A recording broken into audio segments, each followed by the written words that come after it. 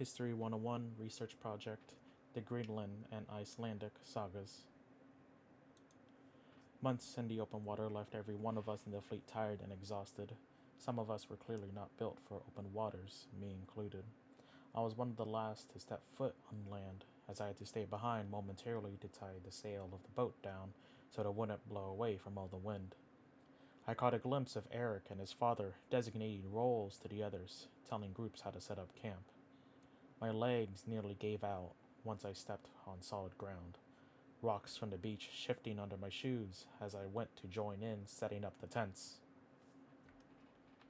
This land was nothing like what I knew back at home, with plains that rolled what felt like forever, with barely a tree in sight.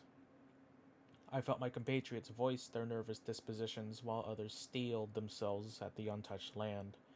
Camps were set up as everyone unloaded supplies and the few personal belongings they brought with them. I overheard mentions of calling this country Iceland, and I can't help but feel inclined to agree with the sights I see before me.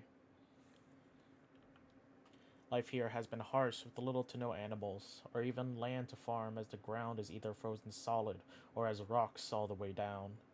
That was learnt quickly in the first few weeks we tried growing the little crop seeds we had. We have been surviving off of fish caught off the shore. They look different from the fish back at home, but no one has gotten sick from them yet, so they have been our staple food source since landfall. A windstorm passed through our camp, and I had to help repair one of the turf roofs that were blown off. As I was repairing the house, I overheard Eric being exiled from our village after he caused a landslide to one of his neighbors.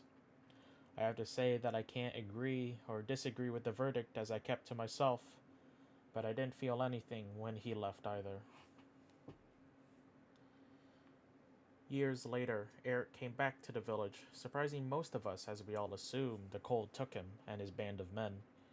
He described a land much more bountiful than ours, with the addition of another landmass, a shore that stretches on from both ends of the horizon with unfamiliar berries and trees. With our current village getting overcrowded and winters becoming progressively harder to support everyone, many of us were convinced by his vision, including me. We followed him to a land called Greenland. The voyage was much more shorter compared to the one we endured, albeit much more tumultuous with the number of our ships sinking into the rocks and waves. Eric led us further west to where he had already established his own colony, with much of the base work already done by the group he brought when he was first exiled. We disembarked, but Eric held me back, saying I would be part of the group that would explore land even further west. Food is harder to come by in Greenland, as the terrain here is much more harsher than Iceland's, making it necessary to trade with people farther west. He told me about the inhabitants of the far land, people unfamiliar to us as we are to them. He wanted me to stand guard as we initiate trade with these people. Landfall to the country west of Greenland proved to be uneventful, at least compared to what many of us saw. We met men that looked unlike us. I overheard the word wretches from older crew as they cast their gaze upon them.